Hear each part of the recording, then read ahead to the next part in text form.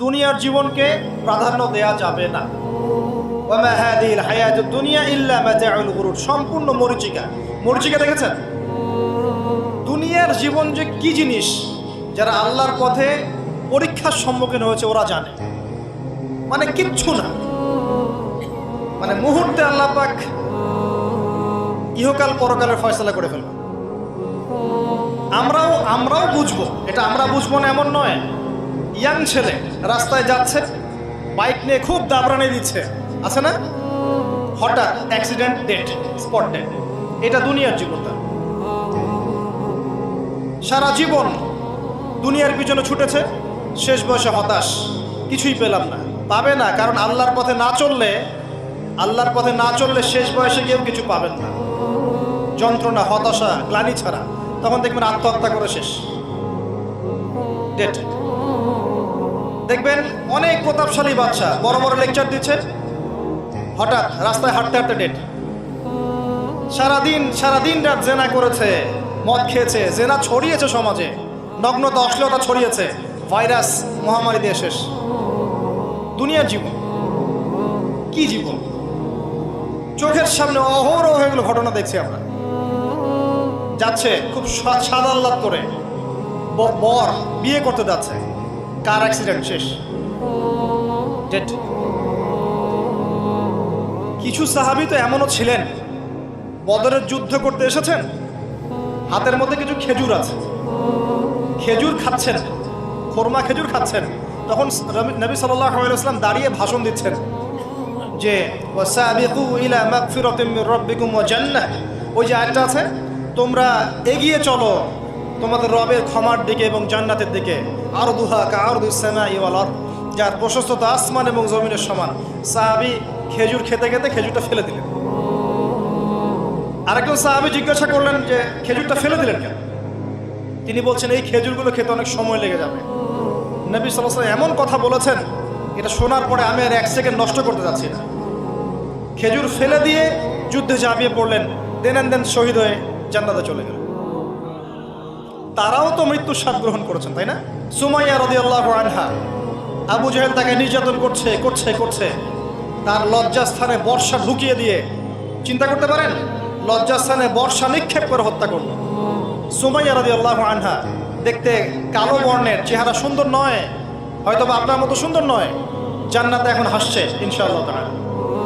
তার স্বামী ইয়াসের, আবু জাহেল তাকে পিটাতে মেরে ফেললো, সে মারা গেল, শহীদ হয়ে গেল। অনেক ওলামায়ে কেরামকে, ইমাম, মুস্তাহিদ, মুহাদ্দিস দেখবেন সারাটা জীবন এত মেহনত করেছেন দিনের জন্য, বিয়ে শাদী করার সময় পান নাই। এমনও আছেন ইমাম এবং মুহাদ্দিস, জীবন তো তাদেরও ছিল। শুধু সাহাবী কেন, তাবেঈদের দিকে তাকান, তাবেঈন তাকান, আমাদের 4 ইমামের দিকে তাকান।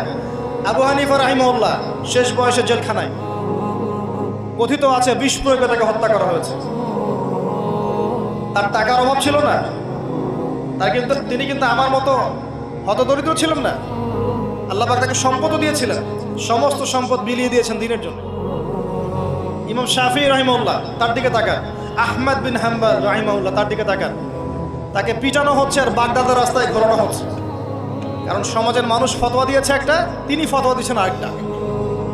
ওই যে হিল্লা প্রথা আর ঠিকা বিবাহ নিয়ে তিনি বলছেন, ইলামু ইয়া আহলা বাগদাদ, হে বাগদাদের মানুষরা জেনে রাখো যে আমি কোশ্চিনকালেও এই প্রথাকে জায়েজ করলাম না। তোমরা চিনে রাখো যে আমার নাম আহমদ। জীবন তাদেরও ছিল। ইমাম মালিক রাহিমাহুল্লাহ, তাকে এত মার দেওয়া হয়েছিল, হাত বাঁধতে পারতেন না নামাজের মতো, নামাজে হাত বাঁধতে পারতেন না। সাহাবীদের থেকে নেন, তাবেঈ থেকে নেন, তাবেঈ থেকে নেন, মুস্তাহিদ ইমাম থেকে নেন, দুনিয়ার জীবন তারাও কিন্তু ভোগ করেছেন, আর আমরাও ভোগ করছি। আমাদের ভোগের সিস্টেমটা দেখেন, তাদের ভোগের সিস্টেমটা দেখেন। আমরা বাঁচছি দুনিয়ার জন্য, তারা বেঁচেছে পরকালের জন্য। আমরা দুনিয়ায় বাঁচছি দুনিয়ার জন্য, দুনিয়ার একটা চাকরি, একটা ব্যবসা, একটা পরিবার, একটা স্ট্যাটাস, বাড়ি গাড়ি, টাকা কড়ি, সম্পত্তি, এগুলোর জন্যে। কিন্তু তারা বেঁচেছেন আল্লাহর জন্য, পরকালের জন্য। যে ব্যক্তি দুনিয়ার জন্য দুনিয়া করে, আল্লাহ পাক তাকে ইহকাল পরকাল দুটোই নষ্ট করে দিবেন। যে ব্যক্তি পরকালের জন্য দুনিয়া করবে, আল্লাহ পাক তার দুনিয়া গুছিয়ে দিবেন, আখিরাতও গুছিয়ে দিবেন ইনশাআল্লাহ। প্রথম কথা হচ্ছে এই যে দুনিয়ার জীবনকে প্রাধান্য দেওয়া যাবে না। দুনিয়ার জীবনের প্রতিটা কাজ আপনি একটা উদ্দেশ্যেই করবেন, সেটা হচ্ছে আল্লাহ সন্তুষ্টি। বিয়ে শাদী করেছি কেন? আল্লাহর জন্যে। পরিবার গঠন করেছি কেন? আল্লাহর জন্যে। সন্তান নিয়েছি কেন? আল্লাহর জন্যে। দিন শিখেছি কেন? ইলম শিখেছি কেন?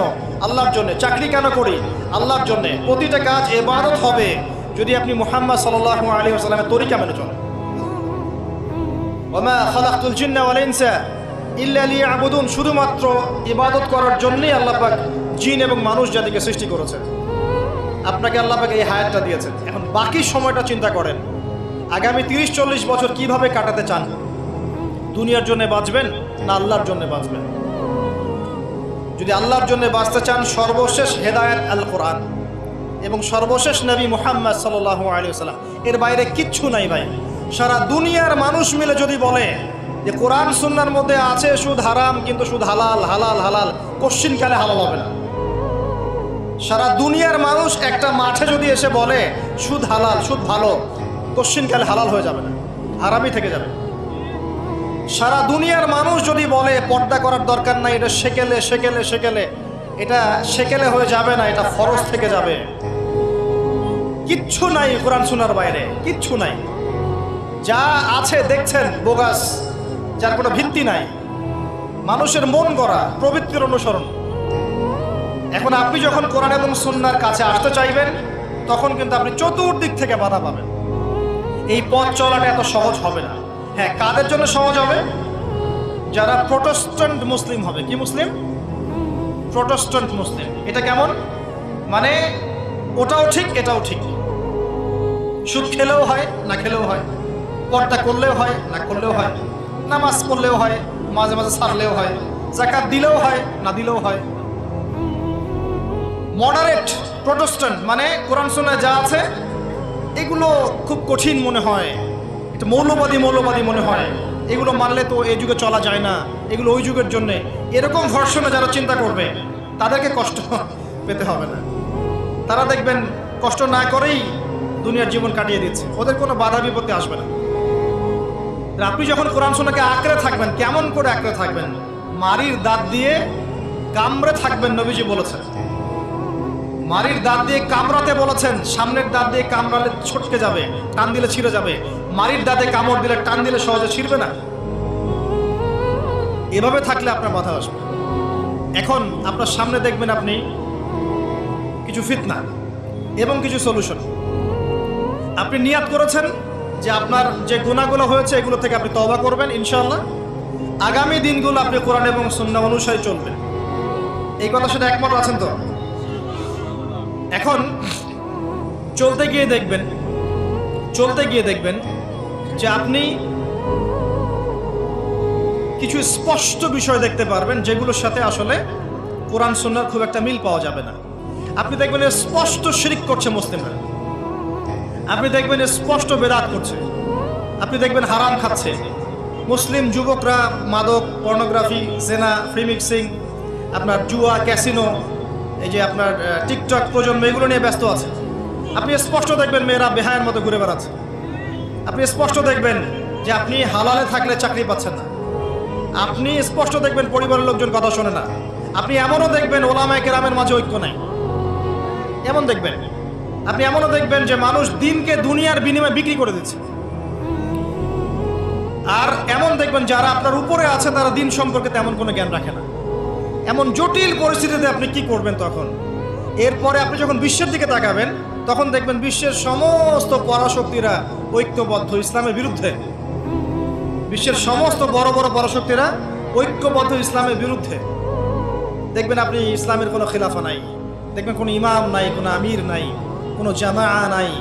দেখবেন আপনি সেই রকম সলফে সালেহিনদের যুগের মতো শৌর্য বীর্য, ব্যক্তিত্ব, গায়রাত কিছু নেই। মনে হবে যেন আমরা দাসত্বের শৃঙ্খলা আবদ্ধ হয়ে গেছে। তখন আপনি কষ্ট পাবেন মনে মনে। আপনার মধ্যে ঈমান থেকে থাকলে আপনি কষ্ট পাবেন, ভিতর থেকে কষ্ট ফিল করবেন। যদি প্যারালাইজড রোগী হয়ে থাকেন তাহলে কষ্ট ফিল করবেন না। চেতনা থাকে দিনের, কষ্ট ফিল করবেন। তখন আপনার স্ট্রাগল শুরু হবে। তখন আল্লাহ যদি আপনাকে বুঝ দেন, আল্লাহ দেখবেন আপনি কি করেন। আপনার মেধা দিয়ে আল্লাহ কি করেন, আপনি কি করেন, আপনার অর্থ দিয়ে আপনি কি করেন, আপনার হায়াতটা দিয়ে আপনি কি করেন, আপনার এই যে জনবল দিয়ে আপনি কি করেন, আল্লাহ আপনাকে যা দিয়েছেন তা দিয়ে আপনি দিনের জন্য কি করছেন, আল্লাহ পাক তখন দেখবেন। এই জায়গায় আমি আপনাকে কিছু সলিউশন বলছি। এটা শুধু আপনাকে বলছি তা নয়, আমি নিজেও এটা ফিল করি, লালন করি। আর আমি এমন কিছু বলবো না যা আমি নিজে আপনার জন্য পছন্দ করি না। যেটা আমি নিজের জন্য পছন্দ করি সেটাই আপনাকে বলবো। প্রথম কথা, এখানে আপনাকে গাইডেন্স দিবে আল কোরআন। এরকম সিচুয়েশনে আপনাকে পথ দেখাবে অনলি আল কোরআন, এরপর নবী সাল্লাল্লাহু আলাইহি ওয়াসাল্লামের হাদিস। এখানে আপনার দায়িত্ব আসবে প্রথমত কোরআন পড়া শিখতে হবে। প্রথম কাজটা কি ভাই? কোরআন পড়া শিখতে হবে, তেলাওয়াত শিখতেই হবে, নিয়মিত তেলাওয়াত করতে হবে। একটা দিন যাবে না আপনার জীবনে যে কোরআন তেলাওয়াত আপনি করেন না, ইনশাআল্লাহ। বেশি থেকে বেশি করবেন, বেশি থেকে বেশি। আমার পরামর্শ হচ্ছে দিনে এক পারা করে করার চেষ্টা করুন। এরপর দায়িত্ব চলে আসবে আপনার কোরআন বোঝা। আপনি কিছু অংশ মুখস্থ করবেন, হিফজ করবেন, অর্থটা বোঝার চেষ্টা করবেন, কোরআনের ভাষাটা শেখার চেষ্টা করবেন। এর সব কিছু আপনি বুঝতে পারবেন না, তখন কি করবেন? আলেম ওলামার কাছে যাবেন, তাদের সোহবতে গিয়ে পড়ে থাকবেন। যে বিষয়টা বুঝতে পারছেন না জিজ্ঞাসা করে জেনে নেবেন। ফাসআলু আহলা যিকরি ইন কুনতুম লা তা'লামুন। এরপর কোরআনের আদেশ নিষেধগুলো আপনি মেনে চলবেন, নিজে, নিজের পরিবারে এবং নিজের অধীনস্থদের মধ্যে। এরপরে আপনি থেমে যাবেন না। কোরআনের দাওয়াত আপনি যতটুকু জানেন এটা মানুষের কাছে প্রচার করবেন। মাদ্রাসা করবেন, মসজিদ আবাদ করবেন, মক্তব চালু করবেন, কোরআনের একটা রেভলিউশন ক্রিয়েট করবেন। কোরআনের জন্যে আপনার জান মাল অর্থ বিলিয়ে দিবেন। ওই একটা ছোট্ট কাজ দেখবেন পরকালে জান্নাতে যাওয়ার ওসিলা হয়ে গেছে ইনশাআল্লাহ।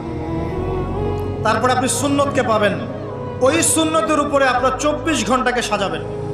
দিন রাত প্রতিটা আমল আপনি সুন্নাহ অনুযায়ী করার চেষ্টা করবেন। এরপরে গিয়ে আপনার দায়িত্ব আরও বাড়বে। এরপর দায়িত্ব চলে আসবে উম্মাহ কেন্দ্রিক। আপনার তাসকিয়া অর্জন করতে হবে, আত্মশুদ্ধি।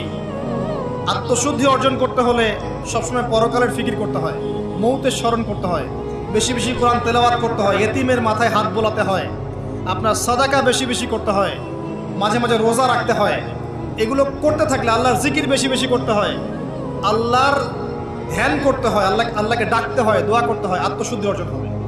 একই সাথে আপনার অন্তর থেকে হিংসা, বিদ্বেষ, এই যে গীবত, রিয়া, অহংকার, সমালোচনা, সংস্কৃতি দূর করতে হবে।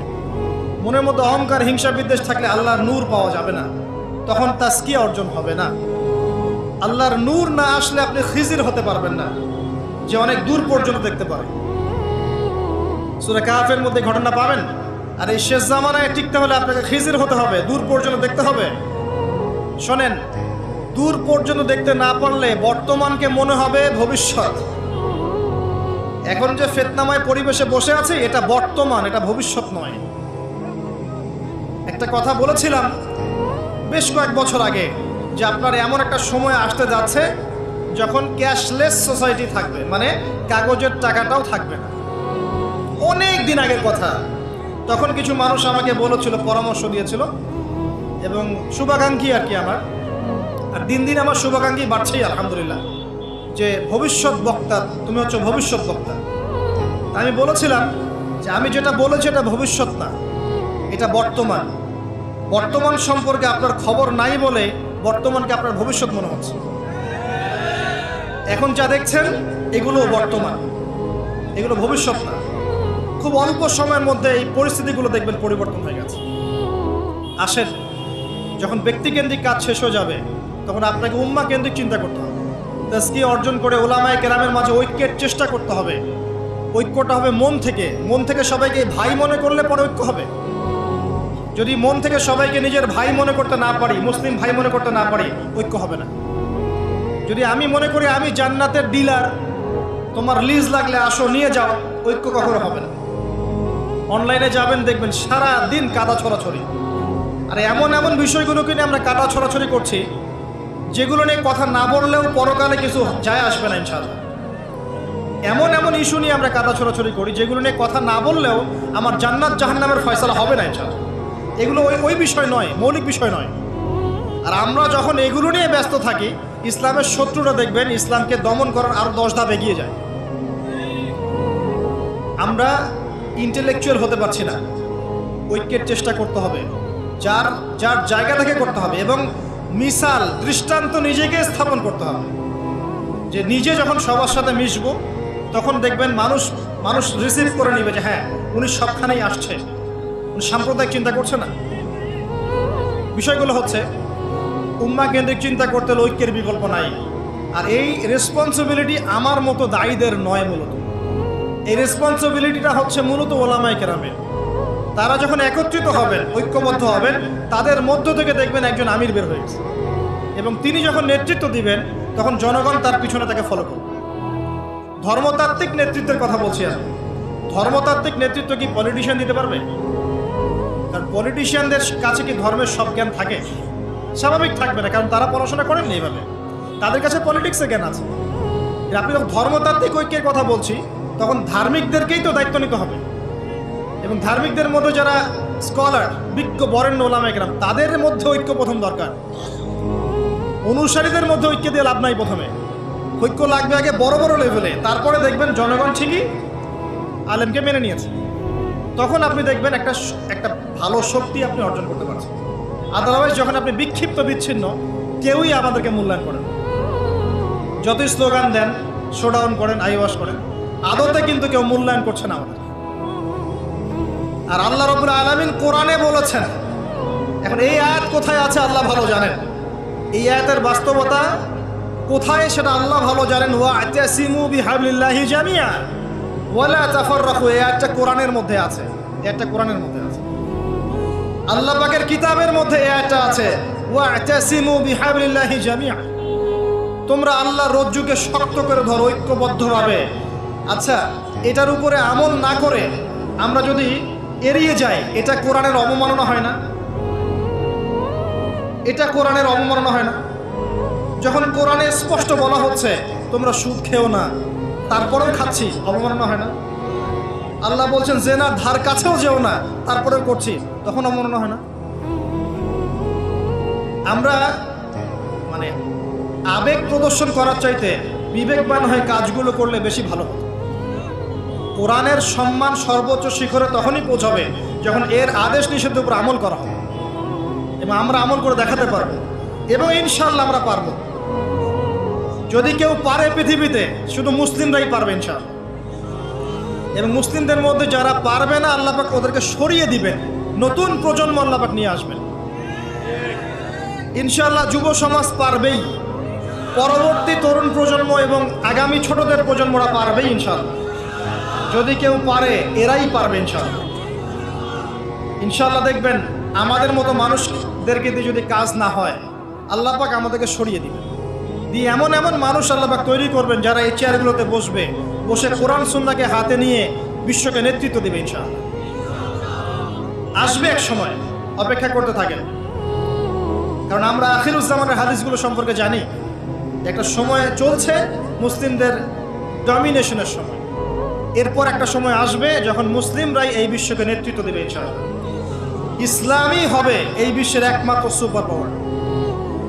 আল্লাহ রাব্বুল আলামিন ওই জেরুজালেম থেকেই আরও একবার কিয়ামতের আগে পুরো বিশ্বে ইসলামিক খেলাফা বাস্তবায়ন করবেনই ইনশাআল্লাহ। এটা প্র্যাকটিক্যালি আপনার আমার কিছু কাজ আছে, ইলম অর্জন করা আমাদের কাজ। আমাদের এত বড় বড় কাজ নাই, আমাদের যতটুকু সামর্থ্য এতটুকু কাজ আছে। আমাদের কাজ আগে ইলম অর্জন করা, আমাদের কাজ জানা অনুযায়ী আমল করা, উলামায়ে কেরামের সাথে সম্পর্ক রাখা, মাদ্রাসার সাথে সম্পর্ক রাখা, জ্ঞানের চর্চা করা, হালাকাগুলো বাড়ানো, ইমানের চর্চা করা। আমাদের কাজ পরিবারগুলোকে সংশোধন করা। যদি কথা না শোনে ছেড়ে দেন, একক পরিবার গঠন করেন। বুঝাতে বুঝাতে যদি দেখেন যে আপনার পরিবার লূতের স্ত্রীর মতো হয়ে গেছে, বা নূহ আলাইহিস সালামের স্ত্রীর মতো হয়ে গেছে, তার ছেলের মতো কথা শোনে না, ছেড়ে দেন, আপনি আলাদা থাকেন। তাও ইমানের সাথে আপোষ করেন। আসহাবুল কাহফ সমাজ, পরিবার সব ছেড়ে দিয়ে চলে গেছে, চলে যায় না? সব ছেড়ে দিয়ে চলে গেছে। যখন কেউ কথা শোনে না, একাই থাকতে হয় আল্লাহর রজ্জুকে ধরে। আল্লাহ পাক ইব্রাহিম আলাইহিস সালামকে বলেছেন তুমি একাই একটা উম্মাহ, ইব্রাহিম তুমি একাই একটা উম্মাহ। তো আমাদের কিছু কাজ আছে ভাই, ইমানের চর্চা করা, ইলম অর্জন করা, ওলামায়ে কেরামের সোহবতে যাওয়া, তাজকিয়া, আত্মশুদ্ধি অর্জন করা, অন্তরে আল্লাহর নূর পাওয়ার চেষ্টা করা, বেশি থেকে বেশি ইবাদত করতে থাকা, সময়কে মূল্যায়ন করা, জীবনটা গুছিয়ে নেওয়া। কারণ আমি এখানে থাকতে আসিনি, আপনি এখানে থাকতে আসেনি। আজকে থেকে 50 বছর পরে, 100 বছর পরে এখানকার একটা মানুষও বেঁচে থাকবে না। এখানে আমরা বসে আছি যারা, কেউ থাকবে না, এই বিশ্বের কোনো নেতা থাকবে না। আজকে থেকে 100 বছর পরে এই ন্যাটো, জাতিসংঘ, হাবিজাবি কিচ্ছু থাকবে না। আপনি বিশ্বের যত পরাশক্তি দেখছেন এগুলো কিচ্ছু থাকবে না। এই পৃথিবীর যে মানুষগুলো এখন বেঁচে আছে 100 বছর পর কেউ থাকবে না। এখন মনে হচ্ছে এরাই সব, এগুলো সব না। 100 বছর, জাস্ট 100 বছর। আরে কিয়ামতের মাঠই তো হবে 50,000 বছর। কিয়ামতের মাঠ কত বছর? এই তুলনায় 100 বছর কিছু সময়? আল্লাহর কাছে 100 বছর কোনো সময় না। 100 বছর পর কিচ্ছু থাকবে না, কোনো আমি আপনি কেউ না, কেউ থাকবো না। তো এই দুনিয়ার জীবনটাকে মূল্যায়ন করেন, গুছিয়ে নেন।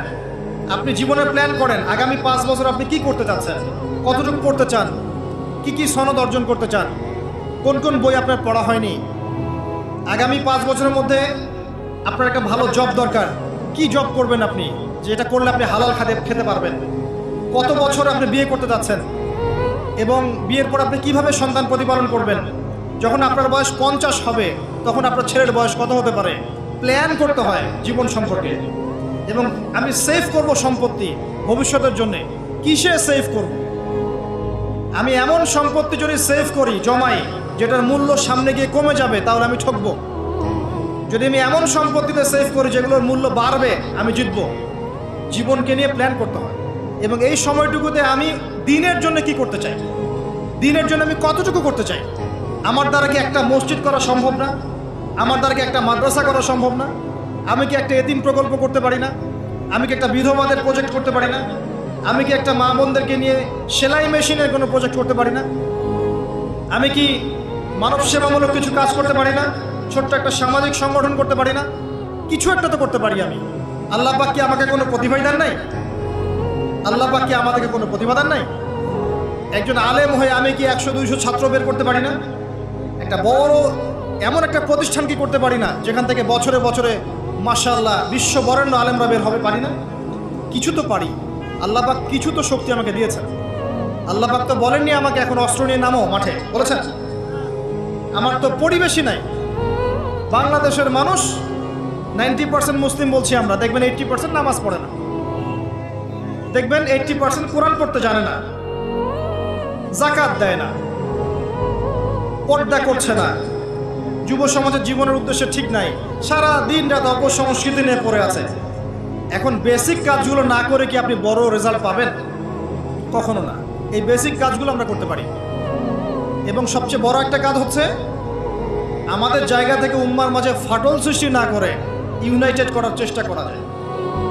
আর আমাদের পরবর্তী প্রজন্ম, স্পেশালি এই তরুণদের প্রজন্ম, তরুণীদের আর আমাদের পরের ছেলে মেয়ে যারা আসবে, সোনামণি, এদেরকে আপনি আগামী বিশ্বের জন্য তৈরি করেন।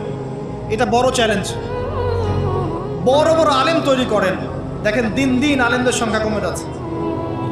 আমার মতো নগণ্য মানুষকে যখন এই চেয়ারে বসে কথা বলতে হয়, তখন তো আমি বুঝতে পারছি যে আলেমের সংখ্যা আজকে কি অবস্থা। আমি তো আলেম নই, কথা বলতে হচ্ছে। কিছু মানুষ আমার কথা শুনছে, তার মানে বুঝতে পারছি আলেমদের সংখ্যা কত কম। বড় বড় ওয়ার্ল্ড রিনাউন্ড আলেম তৈরি করতে হবে। ইমাম বুখারীর মতো, আবু হানিফা রাহিমাহুল্লাহর মতো, আহমদ বিন হাম্বলের মতো কে তৈরি করবে? এটা কি আমার পক্ষে করা সম্ভব? একার পক্ষে করা সম্ভব? নিঃসন্দেহে একটা কমিউনিটি দরকার। সবার মাঝে দিনের ফিকির তৈরি করতে হবে যে আমার সবচেয়ে ইম্পর্টেন্ট জিনিস এই পৃথিবীতে আমার দিন, আল্লাহর দিন। এর চেয়ে ইম্পর্টেন্ট কিছু নাই আমার জন্য। সব কিছু পরে, দিন আগে। দিনকে এগিয়ে নিতে হবে, আমাকে চ্যালেঞ্জ গ্রহণ করতে হবে। এরকম চিন্তা ফিকির লালন করলে পরেই তো রেজাল্ট আসবে, নাহলে তো আসবে না। দেখেন, আমরা আমাদের মতো মানুষ যারা আছে, এরা একটা জাতিকে নেতৃত্ব দিতে পারবে না। প্রবলেমসগুলো ধরিয়ে দিতে পারে হয়তো, সর্বোচ্চ সলিউশনে কিছু পথ বলতে পারে। বাস্তবতা হচ্ছে এই যে কাজগুলো জনগণকেই করতে হবে। আর এই যে একদিন আসলাম, একটা কথা বললাম, চলে গেলাম, আদতে কোনো ফলাফল নাই। একদিন আসলাম, একটা মাহফিল করলাম, যেভাবে আসছি এভাবে চলে গেলাম, আদতে কোনো ফলাফল হবে না। যদি হ্যাঁ এই কথাগুলো মানুষের মনের মধ্যে গেঁথে যায় এবং আগামীর পৃথিবীর জন্য তারা প্রস্তুতি গ্রহণ করতে পারে, তখন গিয়ে কথা বলবে। আসুন আইওয়াশ, শোডাউন এবং আবেগী জাতি না হয়ে আমরা বিবেক দিয়ে চিন্তা করি, উম্মার অবস্থা চিন্তা করি, বৈশ্বিক অবস্থা চিন্তা করি, ভাবি। বারবার একটা কথা বলি আমি, একটা দেশের মধ্যে সরকার, প্রশাসন, জনগণ, আলেম ওলামা, যুবক শ্রেণী, মহিলারা, শিশুরা, এরা সবাই একটা দেহের মতো, একটা বডির মতো। এরা সবাই একে অপরের পরিপূরক, একে অপরের ভাই, সবাই মুসলিম। এখানে কেউ কারো শত্রু না। আমরা যদি একে অপরকে শত্রু মনে করে ভুল করব, তখন আমাদের শত্রুরা সুযোগ পেয়ে যাবে।